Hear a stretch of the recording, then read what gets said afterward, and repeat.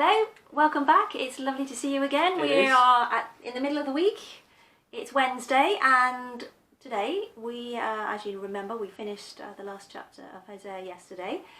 So we're just going to turn the page today and move into Joel, who is another one of what is described as a minor prophet. The shorter prophet. Because he didn't write very much. It has nothing to do with their height. no, or anything like that. It just means he didn't write so many chapters. And he is the next one as you turn the page in your Bible. He is the next one as you turn your page in the Bible, but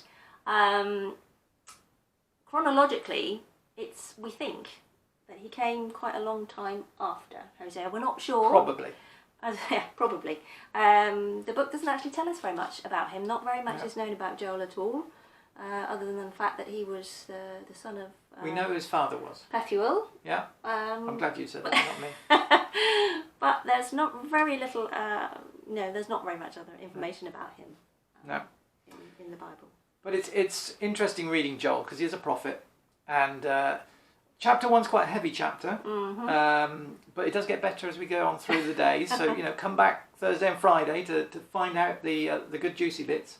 But chapter 1's quite a difficult read, really. What we have to remember is that the prophets are seeing things telescopically, if you like. Well, like a vision. So you feel like you've been there, maybe. Yeah. You feel like so some things might have already happened. Yeah. Some things might be just coming up in the immediate future, and then there are some things which are way in the future that they're prophesying about. And sometimes it's difficult to pull these apart, and it takes quite a bit of discernment, quite a bit of understanding of the context and the history in order to really know what's going on. And there aren't too many clues in Joel. No. So it's tricky. Yeah, it is. It is tricky. But it sounds as though, just looking at chapter 1, that this invasion of locusts that he talks about has already happened. Yeah. This mighty army of locusts has been through Israel and Judah probably as well, and has completely devastated the land. And of course they're renowned for that, aren't they, locusts? Oh, well, they do it so quickly as well, don't they? I mean, if you see clips, anything about it, I mean, they're in and out and everything is decimated. I've read that this swarm moves at about 12 miles an hour across the land. Yeah. As the swarm of locusts move across. But they do, they just devour everything in their path. Anything that is organic matter seems to get eaten by them. And here, Joel describes this, and it's devastation and despair for the people, because, of course, they relied on agriculture so much in those days. There was very little in terms of imports and exports. It was you ate what you grew. Yes, absolutely. You might have bartered in the local shop, but you didn't pack it up and send it to China or something. Well, it says, despair you farmers. Yeah. Wail you vine growers. So the tail end of verse of chapter 1, Joel gets to this point where he says, despair, wail. Yeah. It's all gone terribly wrong. And he finishes by saying, surely the people's joy is withered away. So it's not a great place to be. No, it's pretty desperate. Yeah. Desperate situation. And I'm going to alliterate here, because not illiterate, because we're going with locusts and lamentation. All the L's. Very nice. Double L.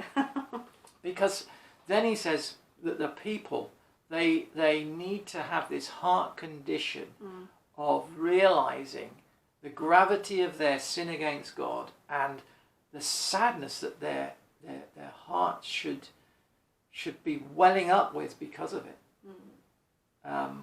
They're not in a great place, and Joel is speaking into that. Yeah. He's saying, cry out to the Lord, he says. Yeah. And it's interesting, because he's not speaking to individuals here, he's speaking to God's people. Yeah. And there's definitely a plurality about it. You people, he says, put on sack, you priests, plural. Yeah. And he tells them to declare a holy fast, call a sacred assembly, so people gathering together. And I think for us as Christians, sometimes we become very individual about our Christian walk. And we forget that we are part of a church, and not just part of a local church, but part of a national body of believers. Yeah. We are Christians in the UK. And I think God looks at that sometimes and says, church, where are you? In your nation, what's going on? And maybe it's a time just for us to ponder on the state of Christianity in Britain. because it's not in a good place. It's not in a great place. No. Yeah, there are signs here and there. There are shoots here and there. There are. But it's pretty despairing in places. If you just look at numbers, it's pretty low. And maybe God's saying to us, we should have a heavy heart about that. We should. So often we look at the cross and we realise the gravity of our sin, of our nation's sin, of the sin of our church. But we jump to the other side of the joy and celebration without just. Well, we want to get there, don't we? We want to get there quickly. It's a good place to be, and the bit in the middle. And sometimes we just need to stop before the cross and say, God, we are a sinful people. We're a sinful nation. And pause there and feel the weight of our, I don't know, whatever it is, apathy, lack of interest, our sin as the people of God in this nation. So like I said, it's a bit of a heavy chapter. It does get better Thursday, Friday. There's some juicy bits to come, but yeah, it is good sometimes it's right sometimes just to pause and say, sin is not great. And just to come before the cross and realise the gravity of my sin, of our sin, and of the state of our nation. So that's something to pray about today. Hope you have a good day, and come back tomorrow when we'll go on to Joel chapter 2. See you then. Bye for now. Bye.